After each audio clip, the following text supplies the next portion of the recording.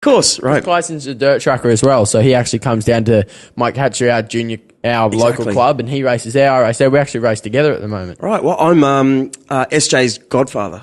Oh, really? There's one for you, kids.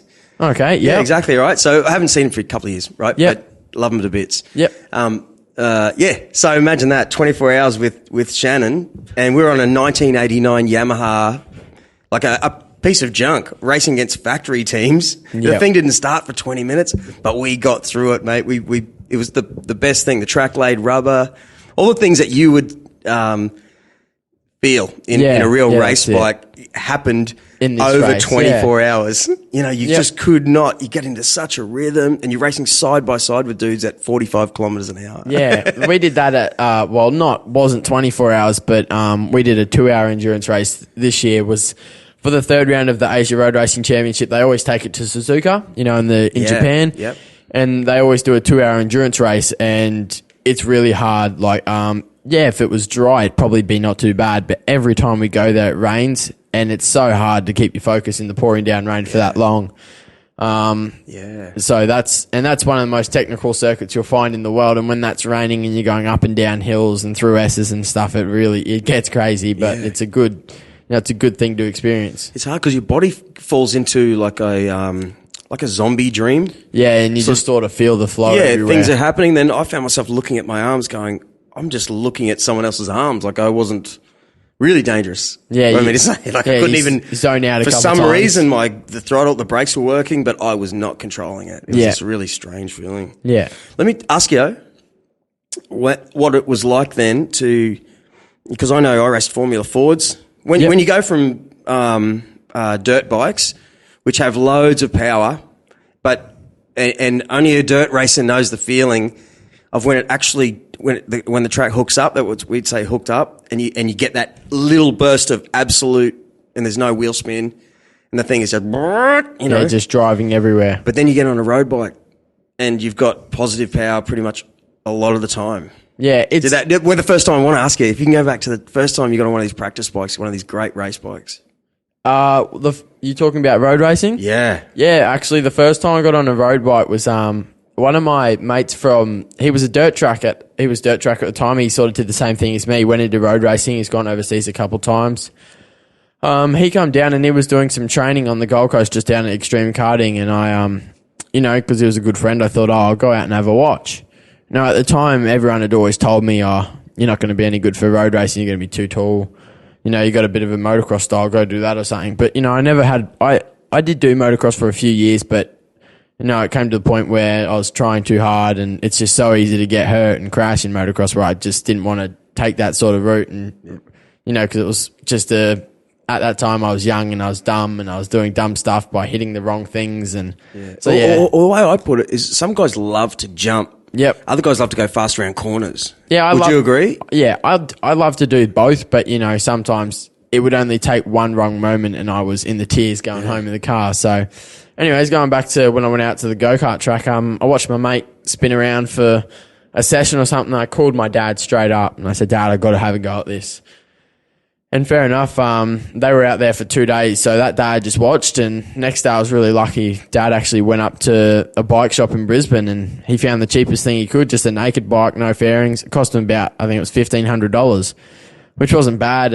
It wasn't anything hot or anything trick, but it was a bike to ride and experience. And, when I first got on, it's weird with dirt track. You sort of got to make corners with 2 apexes or 3 even, because you can't tell which way the bike's going sometimes when you hit bumps and all that. It just goes its own way, which was really weird. When I first got on the road bike, I was turning and then standing up and then turning and standing up and just not knowing what to do, not knowing where to turn or if I was going to hit the throttle too hard or what. Because like you said, everywhere just grips up. You can't just hit the throttle and think you're going to get through it, because it doesn't work like that.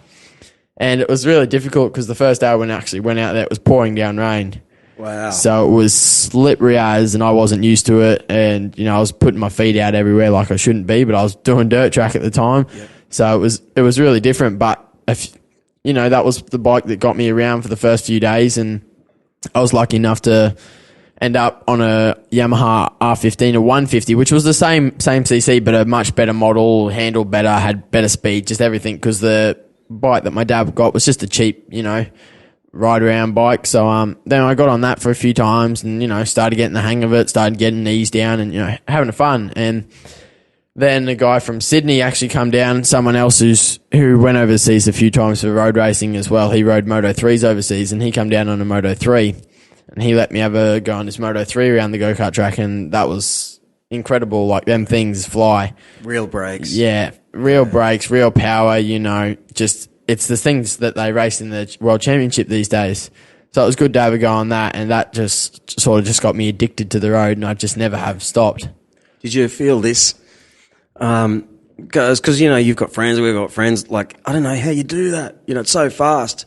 But when you're a racer, you'd never really actually think that way. You kind of like, no, what's the track record? Like, what is the track record straight away? It's not like, oh my God, this thing goes so fast. You acknowledge it later, but you just want to know what the speed is. Yep. I should be going that fast and let's do it. Yeah? Yeah, at the time, it was I was never worried about lap records or anything. I never actually used to look at lap records. I just used to look at how fast am I going and just lowering my pace every time, just getting quicker and quicker. And that was what did best for me because at the go-kart track, it's not much. There's no one that goes there really. So it's sort of just me and Dad was at the time. So, there wasn't anyone I was riding with or pushing. So everything was lap timed. I was trying to get my own lap times better or there wasn't any lap records. So it was all just personal best lap times that I had to beat. So that's what it come down to. But yeah, like now I've done a couple 300 track days and stuff. And yeah, that's the first thing I look at now is lap records. So, right. Yeah. So that's, going there. It's, having a good lap time for yourself is, it's confidence, but beating a lap record, that's something you do want because that's sort of making a name for yourself and that's making other riders really target you. So yeah, that's good. So you got a Honda shirt on there and it's Asian Dream Cup is the series you're in now. Yep. Okay. Which travels Asia. Yep. Yep. And from what I saw online, you're all on the same bike. Yep. Yeah. Can you explain that? So the way it works is it's actually been running for 4 or 5 years now. It's it's run by the Asia Road Racing Championship. And what they do is they actually get a main sponsor for it, which I think is Honda and Idemitsu, which is actually I think a fuel company. Oh, okay. In Japan. Oh, Idemitsu. Yeah. My wife's Japanese. Yeah. Idemitsu. Yeah. Idemitsu, No, that's right. That's how it is. Yep. I think that's the main sponsor. Yeah. And what they actually do is they buy 23 CBR 250s, all exactly the same, do exactly the same thing to them, set them up with factory suspension and shocks, forks, all the work, do the engine work to it, but every bike is exactly the same. And at the start of each year, what happens is, so on the first year, they just would have got maybe 20, 25 riders selected, and that's how they run for the season. But now, because the season's been running a few times, the top 10 from the year before, they get to carry on through the next year. The rest of the top 10, they have to retry. And if they don't, everything in the Asia Dream Cup works on improvements. If you're sitting fifth from this first year and you're still second in your fifth year, they don't care that you're fifth. They'll get rid of you. You're not making any progress. The way they look at it is, which I was quite lucky when I started last year, I was at the back. I was 17th, 18th, fighting for 1 point, in the race. And that was what was good for me because last year at the end I was able to, win a race at the end of the year. Cool. So that got me from showing, I started 17th at the start of the year and I won a race at the end. So that got me places. And then this year qualifying 7th was a big improvement from last year when I was 17th. And, I'm sitting equal third in the championship now, which is a big improvement from last year where I finished 7th. Right. But yeah, we're doing what we can. It's quite hard being, as you said, 7 foot tall. But that does make it quite tough because they're not huge bikes and they're not that hugely powered either. So and you're racing against kids that are 43 kilos and I'm 58, 59, 60. Yeah. So that makes it quite tough. But it's really cool the way they work it. They paint all the bikes up the same. And it's really good when you get there. They give you they give you leathers. They provide you free leathers, which are really good suits, amazing Taichi suits. They give you some Alpine Star boots. There's a helmet sponsor there if you want. And it's a KYT. They can give you all the helmets you want. But I've got a good sponsor, Kabuto in Japan. They sponsor me, and I've got through Moto National. They help me out heaps as well. So I've got that. But it's really good, racing all on the same stuff, same gear, and just walking around. You're like one big happy family. Yeah. And it doesn't... Can I ask you? Yep. Sorry. Do you keep the bike? Like, does your crew... You keep it for the year. Yeah, but I know it's like what you're saying is that everyone's got a bike and you're like, oh, how do I know that this one wasn't made as good as the other 24? Yep. With the valve clearances exactly the same. And do you get to pull the bike down and change the motor at all? Is it sealed? So what that happens is at the start of each round, you draw the bike wow. out of a hat. And whether you've had someone's crashed up, beaten up bike from the last round cool. or whatever it is, it doesn't matter. It's what you pick. Wow. So the way they do it is usually, at one round, the guy who wins, someone will complain, have a look at his bike. It's so much faster. Well, next round, you're picking your own again. So just don't pick a bad one. Yeah. And so it's all up to you. And I was really unfortunate that the last round I picked a bike that had 18,000 Ks on it.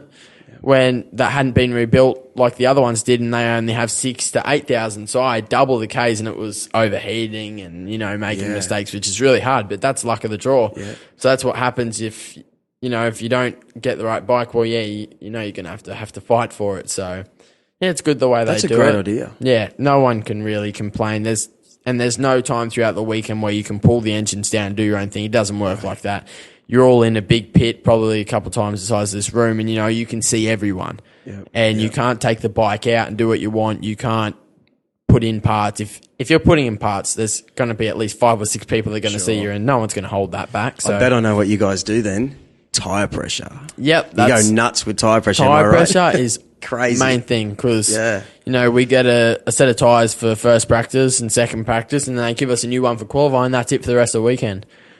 So if you go out in the wrong tyre pressures and you go ripping them up too soft and getting cold tear or whatever, well, that's your tyres gone. And race 1 and race 2, you got the same tyres. You don't have much luck there, and they won't give you new ones. So tyre pressure's huge, whether getting the right tyre pressure. Well, it's your only setup. Yep, that's your own. And the suspension. Yep. That's all you can do, basically. Okay. Suspension and tyre pressures is your main thing to do. And there's also engine mapping you can do. Really? Yep. So what we were really lucky with last year at the time, we met some Japanese guys that were genuinely nice to us, and at the time, the rider was really fast, and that was quite a reason why I tagged onto him. Hopefully, he'd teach me a couple of things, which he did. He took a couple laps out of his own sessions to take me around, show me the lines, and that was really good of him. And we didn't know much about him to find that, his mechanic who proposed to, I don't know any English, was his words that we only spoke to him, was when last year when we got to Suzuka for the 2-hour endurance race, they took us out to some Italian restaurant in Japan because,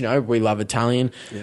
And they thought they'd take us to some nice one in Japan, and he ended up being full of English, So he just didn't feel like telling anyone because he didn't want people asking him questions at the track or people that he wasn't keen on, bugging him. So anyways, he come out heaps this night, and we couldn't believe it that he was fully Englished up. Yeah. So we were wondering, how the heck does he speak all this English? Turns out that he was in Motogp for 2003 all the way to 2007. Wow. So he was fully kitted up with...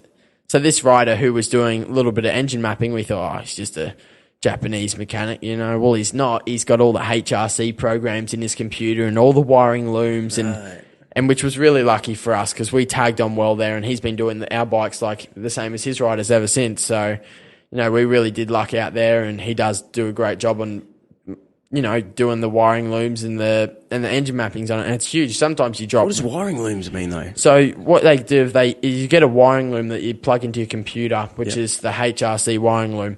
And once you do that, that sort of maps through all your engine. So you can program it where you want your revs at, how many revs you want it to peak out at, all that.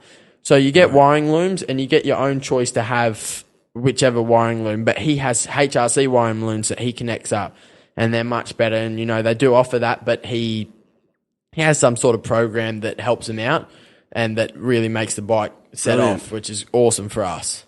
Do you know his name? Can we say his name? Yeah, his name's Hiroshi Sato. Hiroshi Sato. Yeah, that's probably how Sato-san. Oh, good on him. So he's been in MotoGP for a few years, and that's good. He's good. Can't wait to tell my wife. Yep. All right. I had Cade Mosig, who's a great supercross rider, sitting in that chair only about a month ago.